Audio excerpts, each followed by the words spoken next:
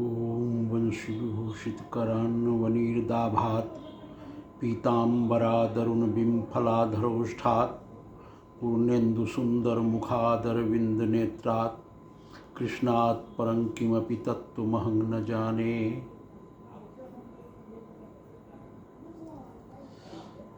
सज्जनों, गीता मेडिजी में आपका स्वागत है। ये इस 11वें कड़ी में आपका स्वागत है। हम लोगों ने अब तक गीता के दूसरे अध्याय का 17वां श्लोक तक देखा था। अब हम दूसरे अध्याय के आगे के श्लोक को लेंगे, 18वें और 19वें श्लोक को लेंगे। आप लोग बस पूरा आग्रह है आप लोगों से कि ये गुटिका आप लोग अपने पास रखें, क्योंकि इसी से मैं श्लोक को पढ़ता हूँ और अर्थ बताता हूँ। हालांकि इसमें अर्थ भी दिया हुआ है, उस अर्थ से हो सकता है कभी कभी मेरा अर्थ मिले नहीं, क्योंकि ये अर्थ जो है वो गीता प्रेस के जो संस्थापक थे श्री जयदयाल गोयंका जी, उन्हीं के द्वारा एक भाष्य है जिसका नाम है तत्व विवेचनी। तो तत्व विवेचनी के भाष्य पर आधारित ये अनुवाद है। तो हो सकता है कभी कभी नहीं मिले, भाष्यकारों में आपस में मतभेद होता भी है। हाँ, आप लोग जो है सो मेरे अर्थ का अनुमोदन तदनुसार करेंगे। तो अब हम लोग लेते हैं, हम लोग इससे पहली बार हम लोगों ने 17वें श्लोक को देखा था। वो था अविनाशी तु तद्विद्धि येन सर्वमिदं ततं विनाशम अव्यस्यास्य न कश्चित् कर्तुम अर्हति। भगवान ने कहा कि अविनाशी तू उसे समझ, हे अर्जुन, अविनाशी तू उसे समझ जिससे ये संपूर्ण संसार व्याप्त है, क्योंकि इस अविनाशी का विनाश करने को कोई समर्थ नहीं है। कोई इस अविनाशी का विनाश नहीं कर सकता। अब 18वें श्लोक में चलते हैं।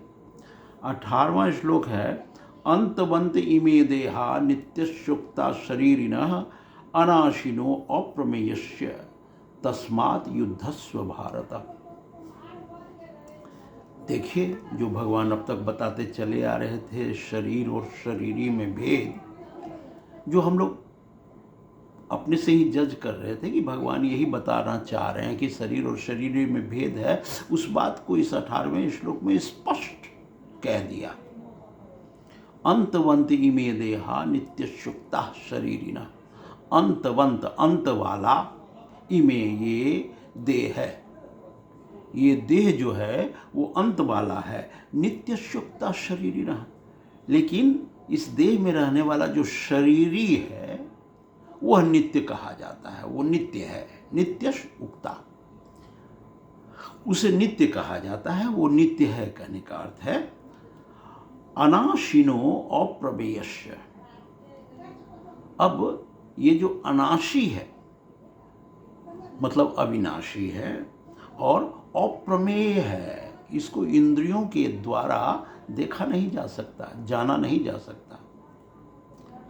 इंद्रियां प्रमाण होती हैं और इंद्रियों के द्वारा जिसका पता चलता है वो प्रमेय होता है, और ये जो इंद्रियों के द्वारा जानने की प्रक्रिया है उसको प्रमा कहते हैं। तो अप्रमेय है मतलब इसको इंद्रियों के द्वारा नहीं जाना जा सकता। तो यही अनाशिनो अप्रमेयस्य, यह अविनाशी है और इंद्रियों के द्वारा नहीं जाना जा सकता है। तस्मात्, इसलिए युद्धस्व भारत, इसलिए तू युद्ध कर। मतलब कि ये जो तू तर्क दे रहा है कि शरीर ही मर जाएगा, हम मर जाएंगे, ये कौरव लोग मर जाएंगे, हम पांडव लोग मर जाएंगे और योद्धा लोग मर जाएंगे, इसलिए युद्ध नहीं करें। तो भगवान कहते हैं कोई नहीं मरेंगे। क्यों? कि आत्मा मरता ही नहीं है। इसलिए ये तर्क तुम्हारा गलत है। कोई और कारण युद्ध ना करने का हो तो बताओ, लेकिन ये कारण कि ये मर जाएंगे वो मर जाएंगे, ये सही तर्क नहीं है। इस कारण से भगवान कहते हैं तस्मात् युद्धस्व भारत, इसलिए तू युद्ध कर। युद्ध करना तुम्हारा बनता है। तो फिर देखते हैं अंतवंत इमे देहा नित्यस्युक्ता शरीरिणः अनाशिनो अप्रमेयस्य तस्माद् युद्धस्व भारत, कि ये शरीर अंत वाला है और शरीर में रहने वाला जो शरीरी है वो नित्य है।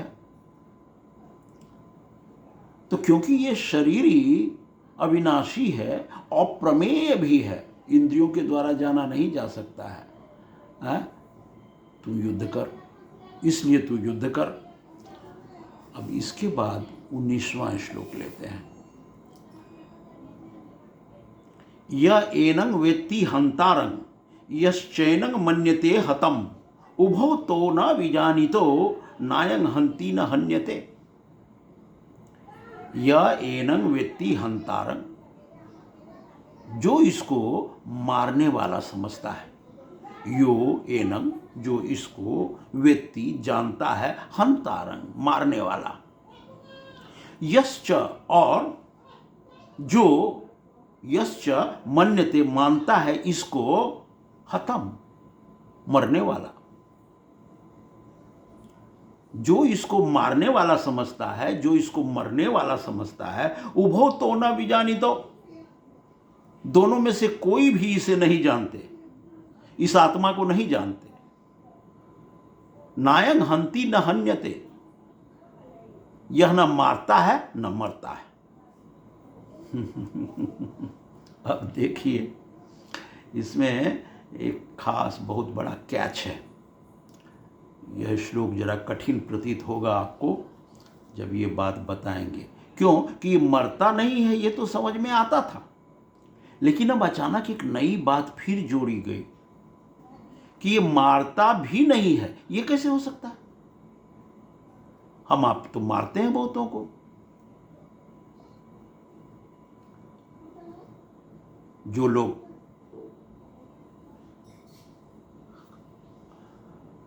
युद्ध आदि होता है आपस में तो मारते हैं हम लोग एक दूसरों को।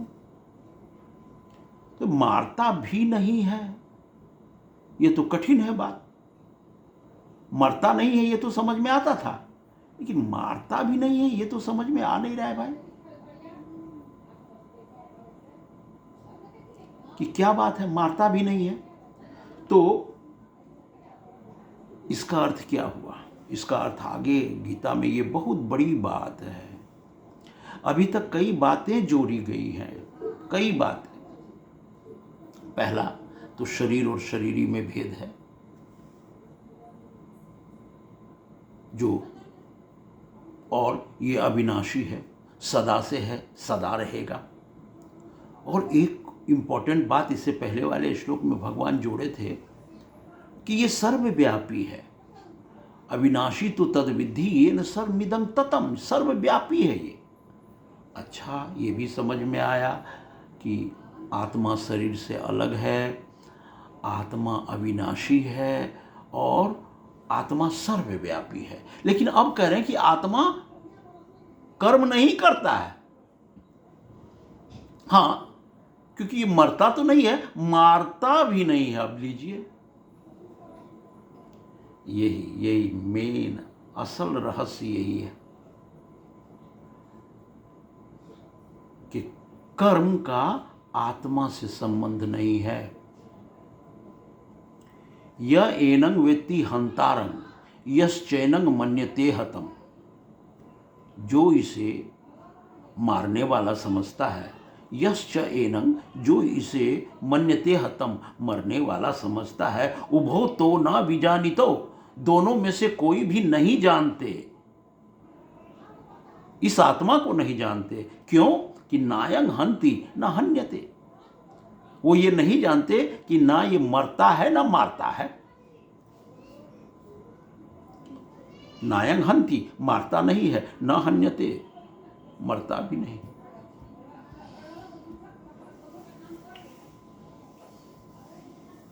ना ये किसी को मारता है, ना ये किसी के द्वारा मारा जाता है। तो किसी के द्वारा मारा नहीं जाता है ये तो समझ में आता है, लेकिन मारता नहीं है, यही असल रहस्य है कि आत्मा कर्म नहीं करता है, कर्म शरीर करता है। अब देखिए, बता दिए पहले कि शरीर और आत्मा अलग अलग है। आत्मा दृष्टा मात्र है, साक्षी मात्र है, देखता रहता है कि शरीर क्या करता है। कर्म शरीर करता है। शरीर का मतलब केवल ये अंग प्रत्यंग नहीं है। इस अंग प्रत्यंग के अंदर इंद्रियां होती हैं, इंद्रियों के अंदर मन होता है, मन के अंदर बुद्धि होती है। वो बुद्धि, उस बुद्धि से कर्म शुरू होता है,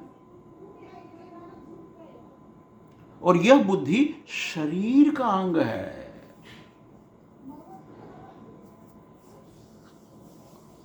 तो इसलिए कर्म शरीर करता है, आत्मा नहीं करता। तो इसलिए आत्मा किसी को मारता नहीं है। आत्मा जब कोई कर्म करता ही नहीं है तो आत्मा मारता नहीं है, शरीर ही शरीर को मारता है। यही इसका, इस बात की असल पकड़ यही है, यही कैच है। इस 19वें श्लोक में, दूसरे अध्याय के 19वें श्लोक में यही कैच है कि आत्मा कर्म नहीं करता। ये बातें आगे चल के क्लियर होंगी जब हम लोग गीता पढ़ेंगे। आगे चल के भगवान बताएंगे इस बात को कि आत्मा का कैसे कर्म से संपर्क नहीं है। कर्म प्रकृति करती है, प्रकृति का बना हुआ ये शरीर है, इसलिए शरीर कर्म करता है। तो फिर यह एनं वेत्ति हंतारं यश्चैनं मन्यते हतम उभो तो न विजानितो नायं हंति न हन्यते। जो इस आत्मा को मारने वाला समझता है या इस आत्मा को मरने वाला समझता है, उभो तो न विजानितो, उभो तो, दोनों ही इसको, तो मन इनको नहीं जानते, उभो दोनों ही नहीं जानते।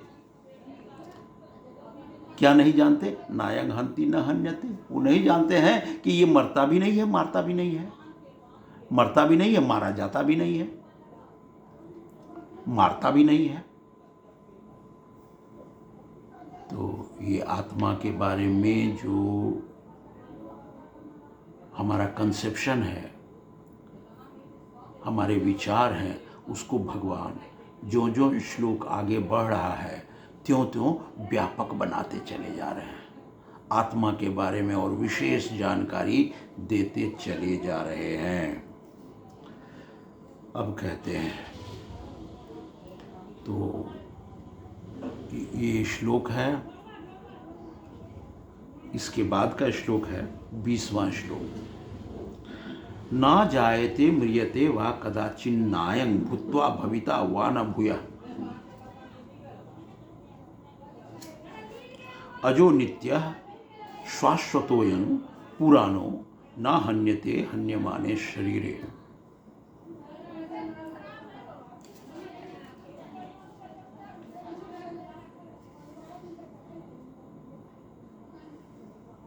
ना जायते, ये जन्मता नहीं है, म्रियते वा, मरता भी नहीं है, कदाचित, कभी भी, नायं, और ना ही ये भूत्वा भविता, ऐसा नहीं है कि होकर होता है, यह जन्मकर होता है।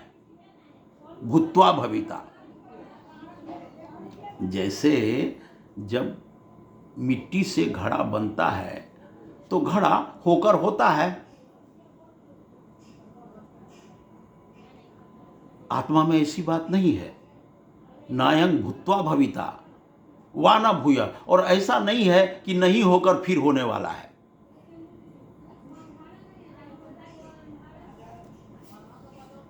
न जायते म्रियते वा कदाचित नायं भूत्वा भविता वा न भूया, ना ये जन्मता है ना ये मरता है, और कदाचित ना ही ये मैंने कभी भी, और ना ही ये भूत्वा भविता वा न भूया, ये फिर होकर होने वाला नहीं है कि नहीं था और फिर हुआ फिर होने वाला है, नहीं होकर फिर होने वाला है, ऐसा ये नहीं है। ये हमेशा ही था और हमेशा ही रहने वाला है। अजो नित्य शाश्वतोयं, तो ये अज है, अजन्मा है, नित्य है, शाश्वत है। अयं पुरानो, सबसे पुराना यही है। जगत में जितनी वस्तुएं हैं उसमें सबसे पुराना ये आत्मा ही है। ना हन्यते हन्यमाने शरीरे, शरीर के मर जाने पर भी ये नहीं मरता, शरीर के मारे जाने पर भी ये आत्मा मारा नहीं जाता। न हन्यते हन्यमाने शरीरे। तो ये हुआ 20वां श्लोक। 20वां श्लोक को फिर हम लोग अच्छी तरह से देखेंगे अगली बार। 20वां श्लोक का और जरा विश्लेषण करेंगे। तो ये सांख्य योग है। सांख्य योग का क्या मतलब है कि शरीर और शरीरी ये दोनों एक दूसरे से अलग हैं।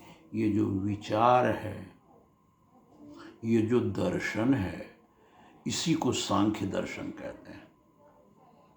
ये सांख्य है। तो बहुत दूर तक भगवान दूसरे अध्याय में यही चर्चा करते रहते हैं कि शरीर अलग है, शरीरी अलग है। और फिर आगे चल के बताएंगे कि शरीर शरीरी को एक समझने से ही तुम्हारे सारे दुख शुरू हुए हैं। क्योंकि सुख और दुख एक मेंटल स्टेट है जो मिसकंसेप्शन से आता है, मिसअंडरस्टैंडिंग से होता है। तो ये हमारा मिसअंडरस्टैंडिंग है, गलत हमारी समझ है कि शरीर और शरीरी एक है। इस समझ से दुखों की शुरुआत होती है। और जब हम शरीर और शरीरी को एकदम एक दूसरे से अलग समझना शुरू कर देते हैं तो हमारे दुखों का अंत होना शुरू हो जाता है। क्योंकि जिस गलत कंसेप्ट से दुख शुरू हो रहा था वो कंसेप्ट ही खत्म हो जाता है। तो यही भगवान बताते हैं। तो आज हमने 2 श्लोकों को देखा है। दूसरे अध्याय के 18वें और 19वें श्लोक को फिर पढ़ देते हैं। इसको 18वां श्लोक है, अंतवंति में देहा नित्यशुक्ता शरीरिणः अनाशिनो अप्रमेयस्य तस्मात् युद्धस्य भारत। और 19वां श्लोक है, य एनं वेत्ति हंतारं यश्चैनं मन्यते हतम् उभौ तो न विजानीतो नायं हन्ति न हन्यते।